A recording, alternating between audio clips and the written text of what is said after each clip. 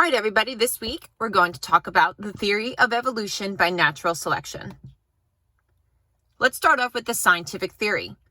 Scientific theory is an explanation of observations or events that is based on knowledge gained from many observations or events.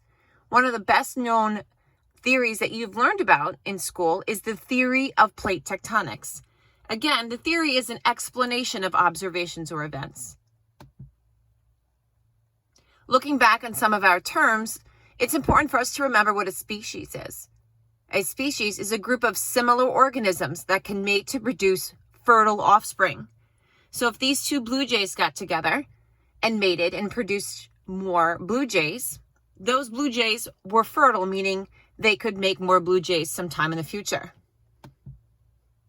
On the other hand, this blue jay and the cardinal could not mate to produce a purple bird or a red, white, and blue bird. It just would not be possible because they are of different species. Occasionally, we do get what we call a hybrid animal. A hybrid animal is when two very similar species breed to produce a sterile animal. An example of this are ligers and tigons. A zorse and a whalpin. A better known hybrid animal is a result of a horse crossed with a donkey, and you'll end up with a mule. The only way to get these hybrid animals, like another mule, is to again cross or mate a horse with a donkey. Mules cannot make more mules. Evolution, by definition, is the gradual change in a species over time. I selected this picture for you because it shows the very gradual, meaning over millions of years, evolution of the horse. The modern day horse is shown up here at the top. Its evolutionary ancestors are shown down here on the bottom. Notice not only the change in the shape and the size of the horse, but the number of toes and the size and the shape of the teeth. The ancient horse had 4 toes. Those 4 toes probably helped that horse walk over a very mushy, bumpy, uneven terrain. As the environment changed, the number of toes decreased to 1. Now, for anybody who's ever walked around in high heels would know that this horse most likely lives in an environment where this ground is very hard and flat. If you had 1 single toe in a very soft environment, you would most likely sink down into the ground. So you can see here how the number of toes matches the environment. The teeth most likely also match the type of food available in that environment. So again, we're looking at the evolution of the modern day horse, which is the gradual change in a species over time. Bacteria can show evolution in a much shorter time period because they reproduce very, very quickly, showing many generations in a short period of time. In 1831, a young naturalist named Charles Darwin took a job as a naturalist aboard the HMS Beagle. You could see on the map here of where this voyage took young Charles Darwin.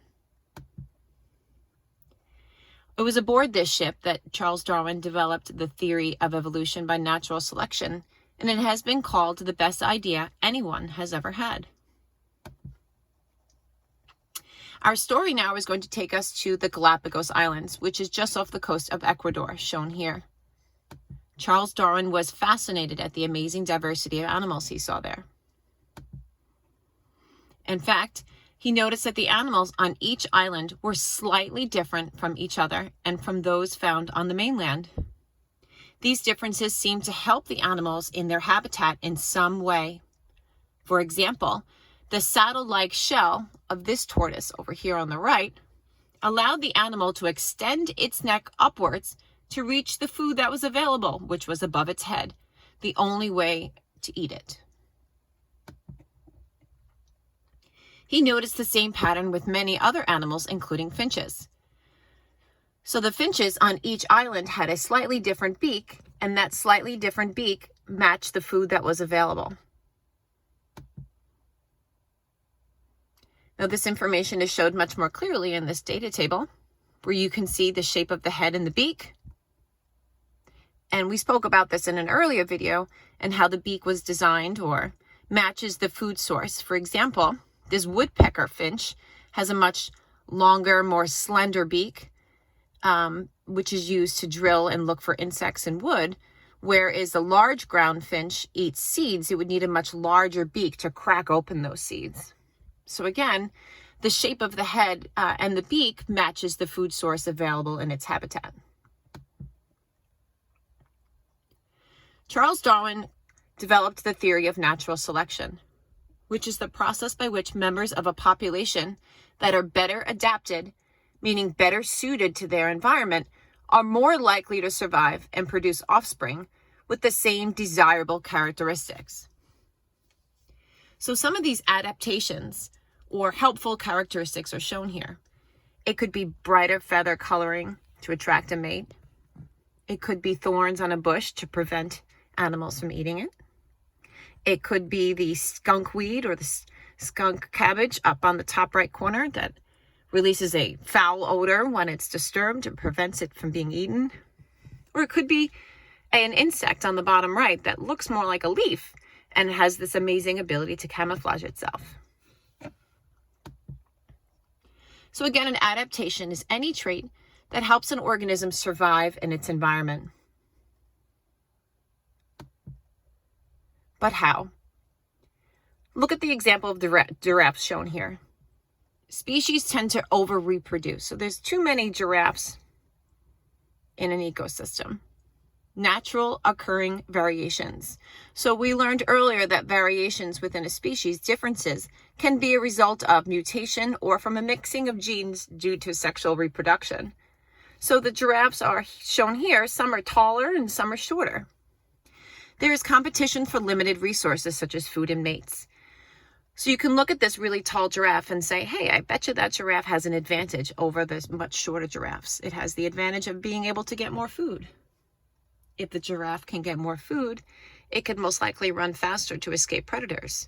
It is more likely to be selected by other giraffes to mate. So the organisms that are better suited to the environment are more likely to reproduce offspring with those similar traits. So you would expect to see more tall giraffes in the future if that tall gene helped out that giraffe.